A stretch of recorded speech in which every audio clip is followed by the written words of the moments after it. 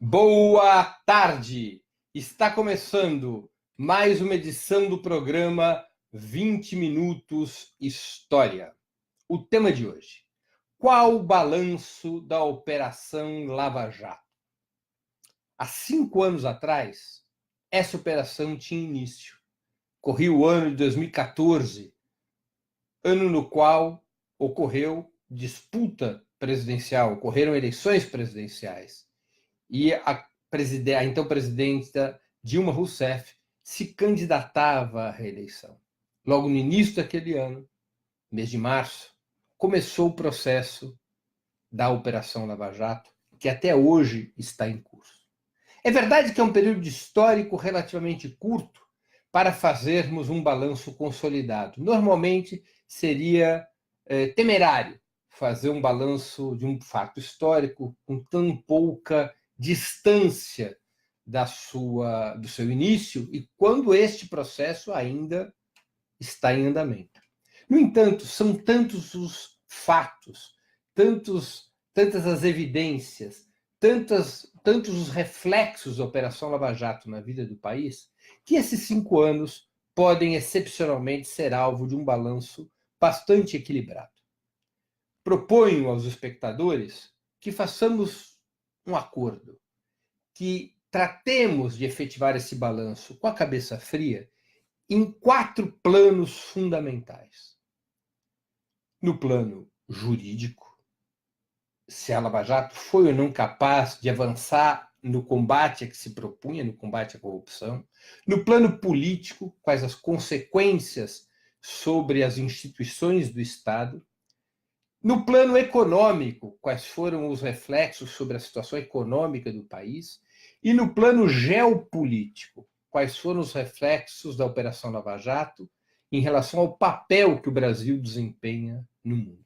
São os 4 territórios que nos permitem ter uma avaliação bastante fria sobre a Operação Lava Jato. A Lava Jato, como eu já disse, nasceu com o suposto compromisso de combater a corrupção. Foi assim que ela foi vendida ao distinto público, que era este o seu objetivo: combater a corrupção. De uma maneira absolutamente autônoma, o Ministério Público e a 13ª Vara da Justiça Federal, instalada no Paraná, em Curitiba, decidem dar início a uma operação de grande impacto nacional que envolvia a Petrobras. Envolvia a Petrobras a partir da prisão de um doleiro, Alberto Youssef, e essa prisão do Alberto Youssef levou a um diretor da Petrobras, e esse diretor da Petrobras, por esse diretor da Petrobras estar envolvido com o Alberto Youssef, que era investigado pelo Ministério Público de Curitiba, é que teve sede em Curitiba essa investigação sobre a Petrobras. Passados 5 anos, a Lava Jato se orgulha de ter prendido e condenado algumas centenas de políticos e empresários. Mas se nós olharmos para o que efetivamente aconteceu, nós vamos ver que os principais agentes dos supostos crimes de corrupção ocorridos no âmbito da Lava Jato, no âmbito da Petrobras, esses agentes já foram devidamente liberados, preservando grande parte do seu patrimônio. Porque, juridicamente, a Lava Jato se sustenta em torno de um instituto central, que é o da delação premiada.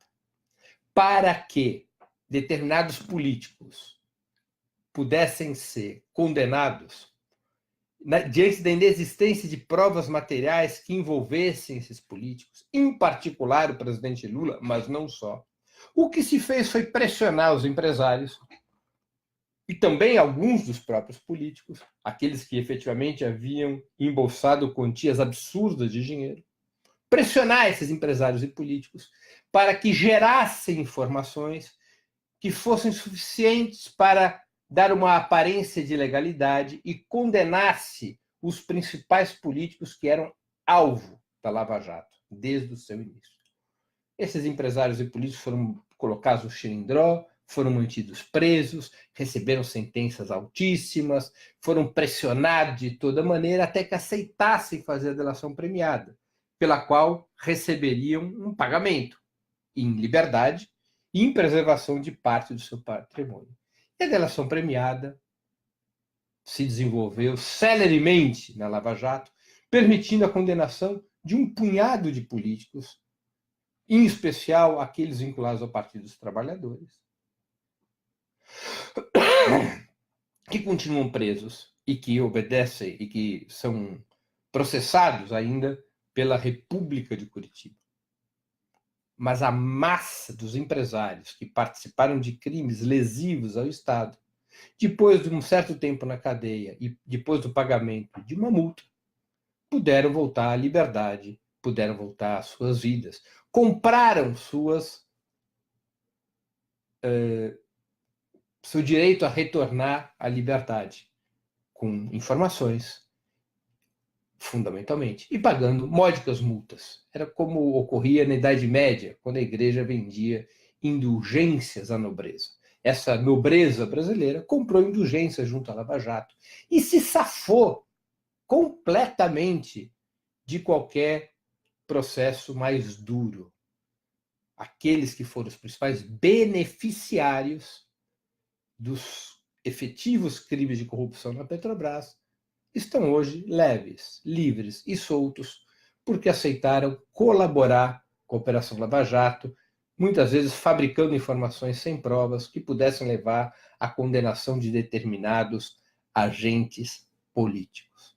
Portanto, do ponto de vista jurídico, do combate à corrupção, não só a Lava Jato revela ineficácia, como também, para obter os resultados que obteve, tanto jurídicos quanto políticos, a Lava Jato atropelou inteiramente o arcabouço institucional do país, atropelou as garantias constitucionais que são a base fundamental da Constituição de 88.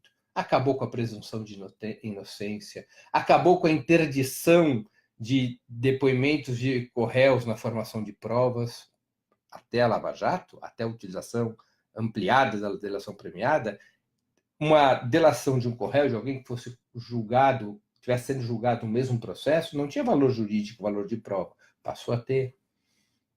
O abuso de prisões preventivas completamente fora do escopo legal para poder criar um clima de terror e forçar as delações premiadas.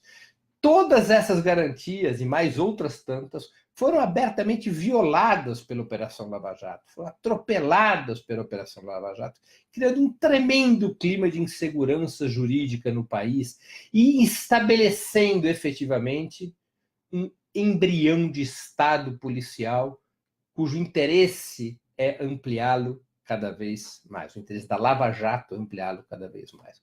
Foi sendo gestado sob a institucionalidade democrática do país um embrião de Estado policial que ataca os direitos não apenas daqueles que estão presos na Lava Jato, mas os direitos de todos os brasileiros, porque as repercussões da Lava Jato não atingem apenas os seus réus, atingem toda a cidadania, como é o caso da mudança de interpretação do STF em relação à execução provisória de penas depois de decisão em segunda instância, quando a Constituição é muito clara em dizer que somente pode ser executada a pena depois da sentença transitada em julgado, ou seja, depois que não há mais recursos, salvaguardados aqueles casos especiais que levam a prisões preventivas, quando há grave ameaça à justiça, ameaça de continuidade delituosa, ameaça de violência, assim por diante. Essa é a síntese jurídica da Lava Jato, um enorme atropelo das garantias constitucionais, um retrocesso no que diz respeito aos direitos democráticos e a construção paulatina de um Estado policial, com o Ministério Público ganhando uma brutal autonomia, com a 13ª Vara até o presente momento atuando em conluio com o Ministério Público, sem os seus magistrados exercerem um efetivo papel de árbitros e de moderação e de decisão a partir dos autos. E aí vem a transição para o segundo território, que é o político.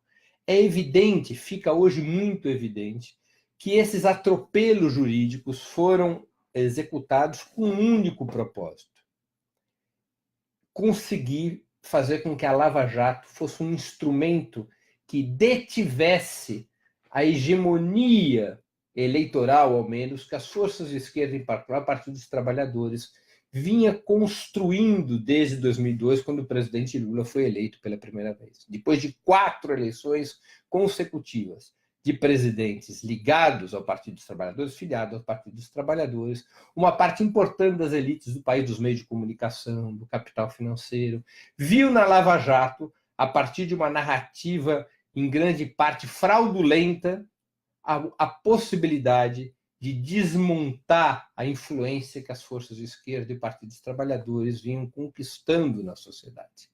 A Lava Jato é um caso típico do que se chama em inglês de lawfare, a utilização da justiça para conseguir um objetivo político. Fica claro que a Lava Jato foi seletiva e planejada. Ela atacou o Partido dos Trabalhadores e o presidente Lula para evitar o seu protagonismo. E para manter as aparências, atacou personagens de outros partidos, os partidos da direita, dos partidos tradicionais da burguesia brasileira, como o MDB, o PP e o próprio PSDB, quando esses personagens já não tinham mais funcionalidade política, quando eles já haviam cumprido suas tarefas na Guerra Santa contra o petismo e já podiam ser descartados. Eduardo Cunha, por exemplo, foi preso depois que comandou o impeachment da Dilma. Temer acabou de ser detido depois que já cumpriu seu papel de golpista e de líder de um bloco que buscou estabelecer reformas ultraliberais, antinacionais, como continua a ser a agenda do atual governo. Quando esses personagens não tinham mais funcionalidade política, eles eram atacados pela Lava Jato para dar uma imagem de aparência. Mas, na sua essência, a Lava Jato foi uma operação para atacar o Partido dos Trabalhadores, uma operação duríssima de golpes seguidos contra o Partido dos Trabalhadores para tentar minar a sua performance eleitoral. Fundamentalmente, a Operação Lava Jato foi decisiva para tirar o presidente Lula do jogo eleitoral de 2018, com prazos mais rápidos que jamais em sua história foi feito o julgamento em segunda instância. Sem provas e sem crimes, o presidente Lula acabou sendo condenado pelo caso do triplex do Guarujá, que é um escândalo judicial. Um escândalo judicial. A Lava Jato tinha este propósito. E a Lava Jato, ao operar com essa lógica, foi uma das colunas mestras da construção dessa corrente neofascista representada pelo Bolsonaro. A Lava Jato tinha uma aliança, hoje fica claro, uma aliança que foi se transformando em aliança orgânica com o bolsonarismo. A Lava Jato foi semeando o caminho por onde a ultradireita foi conquistando capacidade e protagonismo eleitoral. Não é à toa que o ministro Sérgio Moro, principal juiz da Lava Jato até novembro, o chefe da 13ª Vara em Curitiba, foi premiado com o Ministério da Justiça do governo Bolsonaro.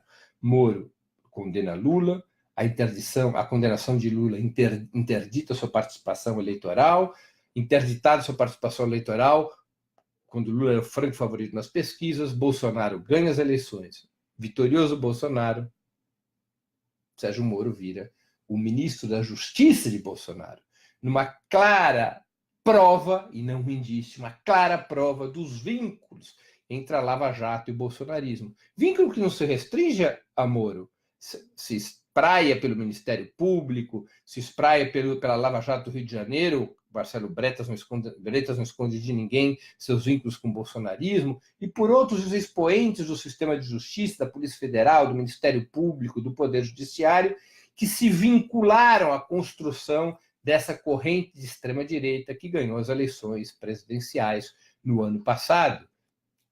Então, a Lava Jato, do ponto de vista político, ela foi fundamentalmente um instrumento a serviço do bolsonarismo, da destruição do regime constitucional de 88, da demolição da democracia liberal que havia nascido com a redemocratização. A Lava Jato constrói um Estado policial, constrói o embrião do Estado policial.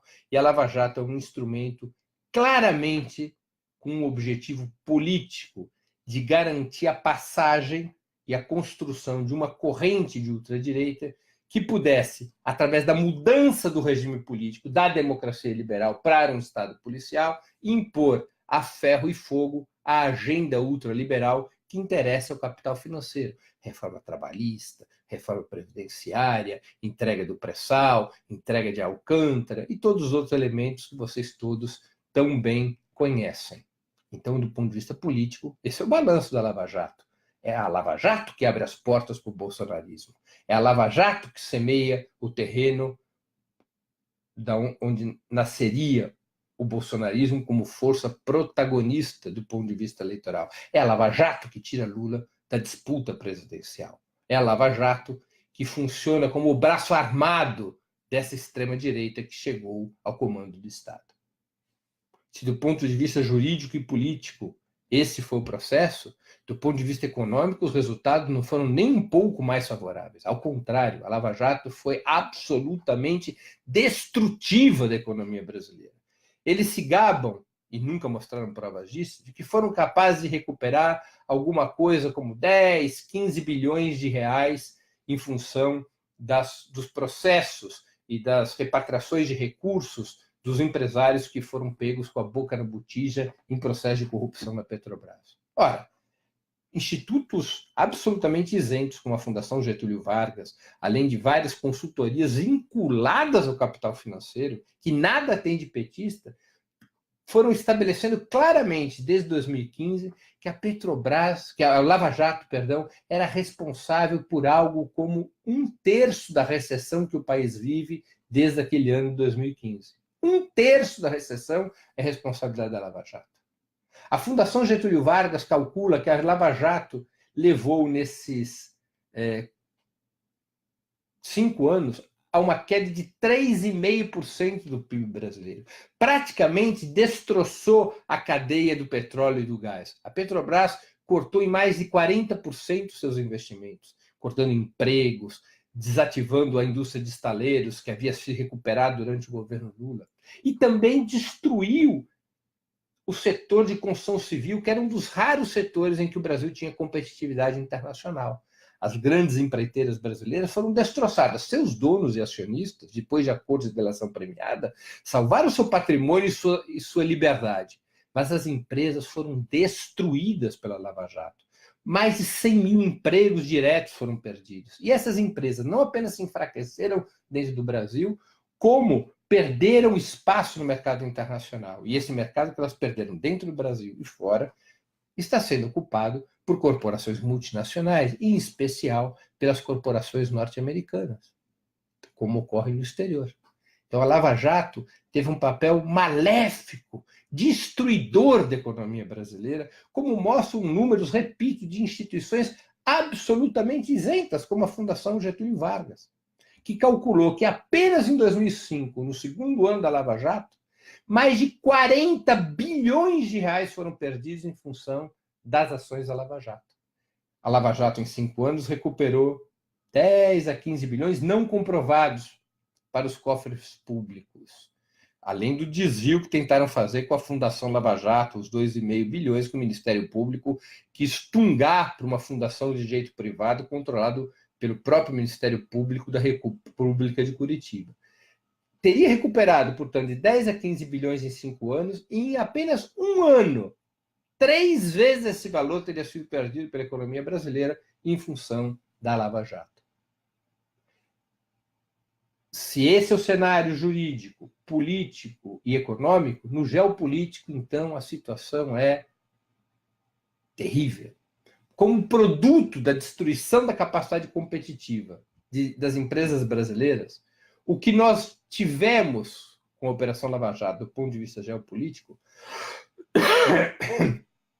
associado ao resultado político que permitiu a ascensão da ultradireita, foi arrebentar a capacidade do Brasil de liderar a construção de blocos contra-hegemônicos. O Brasil liderava a construção da Unasul, o Brasil era um ativo participante dos BRICS, o Brasil utilizava sua capacidade econômica e financeira, especialmente nas áreas em que possuía muita expertise, muita força, como era a área de petróleo e gás e a área de construção civil, para construir espaços que se contrapusessem à hegemonia norte-americana, para construir espaços que pudessem retirar uma parte expressiva da população e dos países do mundo, aliado a outras nações como a China e a Rússia, retirar o máximo de gente, o máximo de países da hegemonia neocolonial exercida pelos estados imperialistas, em particular pelos Estados Unidos.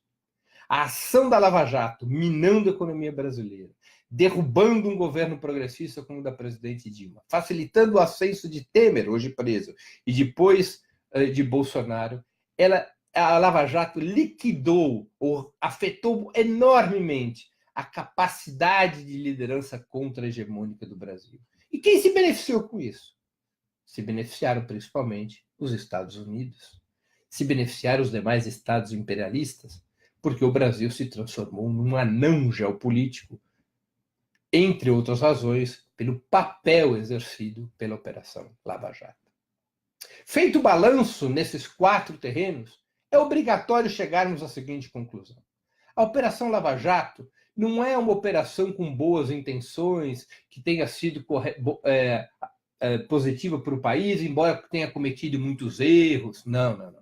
A Operação Lava Jato é a grande inimiga da democracia brasileira. É a grande inimiga do desenvolvimento brasileiro. A Operação Lava Jato é um braço do bloco de ultradireita que acendeu o governo em 2018. A Operação Lava Jato faz parte de um plano, e um plano internacional, para derrotar os governos progressistas na América Latina. O exemplo da Operação Lava Jato é copiado hoje na Argentina para deter Cristina Kirchner, é copiado no Equador para combater o ex-presidente Rafael Correa e em vários outros países do nosso subcontinente. A Operação Lava Jato é uma inimiga do desenvolvimento, uma inimiga da legalidade, uma inimiga da democracia, uma inimiga das garantias previstas, individuais e coletivas previstas pela Constituição de 1988.